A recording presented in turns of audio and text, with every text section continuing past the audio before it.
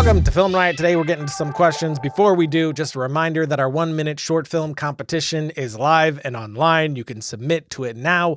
There is a link for all that stuff below. Just go to filmstro.com/Film Riot and you can find that. But speaking of contests, a Film Convert is also doing a contest right now that closes November 2nd. So if you want to jump on that, do it right away. They got some great judges and prizes for that as well. Put a link for that in the notes below also. But now let's get to some questions. What are your honest opinions about superhero movies? Will the dad die out? For the kid's sake, I hope the father's fine. I have no idea. I mean, history shows that the bubble will probably pop, but then, maybe come back up and then go down again and come back up. Just, with other genres, slasher movies get extremely popular and then they die down and then they get really popular again and then they die down. Zombies, vampires, it all seems to be cyclical, but this seems to have some solid staying power. And there's a lot of characters that can be tapped into. And the mythology of these things, these godlike heroes, I mean, I get why it's so popular. I mean, that sort of thing has been around since, the beginning of storytelling. So I think there's a lot of interesting places that it could go and interesting things that could be done with them. I like a lot of them. I especially now that I have kids and my daughter's getting old enough to care. She's super into Captain Marvel just from the trailer alone. So, watching my kid watch this thing and her reaction to it and how big her eyes get makes me understand it even more. And that's how I feel about pretty much all film and filmmaking. Is you have a very small amount of films that are really, delivering this massive, super important message. All films have, their opinions. So do superhero movies. They have ideas and themes in there as well. But I mean, if you can give that to someone, deliver hope to someone, get them to forget about the nonsense of the world for a few seconds, there's intense value in that. And because of that, superhero movies, comedies, whatever, films that I hate, films that I love, all of these have intense value to someone. So to me, I think they're all great. On the negative side, which this is entirely the fault of the audience, which is something I've talked about before, is we're getting, pretty much all of that. We're not getting very many original films, but that's because when a fantastic original film like Annihilation comes out, nobody goes and sees it in the theater. Instead, they spend their money on the thing that they had heard of before or was a sequel or a superhero film or whatever. So it's really, our wallets at the box office. It's dictating what goes out there. And clearly by the $1 billion that a lot of these are pulling in, we have been telling the studios to continue making them. That and Star Wars. But to sum up my very long-winded answer, I'm fine with them. I don't care. Lots of people love them. I like a lot of them as well. I think they're a lot of fun. Any advice for someone who wants to start their own production company with little to no money to start out with? That's exactly what I did. And to do that, you just start making things. You have to create a reel for yourself. No one is going to pay you to make things if you can't show them that you can in fact make things. You might be able to get someone local who just needs someone and doesn't know who else to call. But as far as larger companies, it's going to really help you bring in solid revenue to, up everything.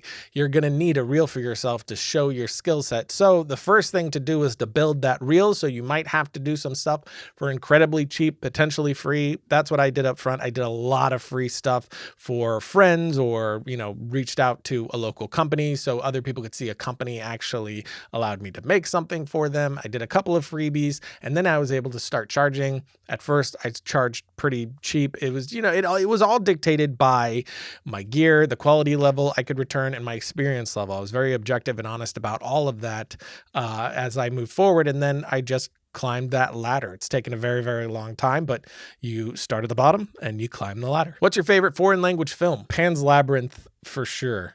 I love that movie with all of my soul. What are some of the things that you'd say were key to your YouTube channel's growth? I feel like I'm pretty much saying the same thing all the time, but I just think it's so hard work, drive, passion, honesty.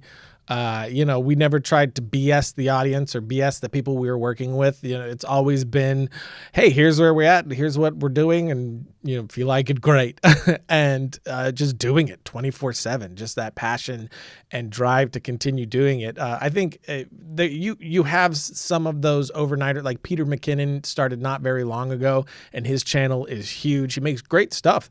But even when you make really great stuff, how fast his channel has grown, you don't see that very often. That's a very lucky and very rare situation. Every other channel that I know of is a slow burn. You just work on it and it takes years and years and years. So if it's what you really want to do, not because you just want views or you think this is going to be a quick catapult to something else, just don't do it. As with everything in the entertainment industry, you have to absolutely adore it because it is nonstop. It is all the time. It's day in and day out. It is a lot of work and you can burn out quick if you don't have the passion behind what it is you're trying to do. So do it all the time. Know that it's going to be a ridiculous amount of work for a very, very long time. What are the 2 through 3 biggest mistakes / flaws you consistently see in filmmakers' work that you wish could tell every young filmmaker not to do? By far, the biggest issue I see in everything sent to me is pacing, and that's really slow pacing, even in action when things are supposed to be cut quick.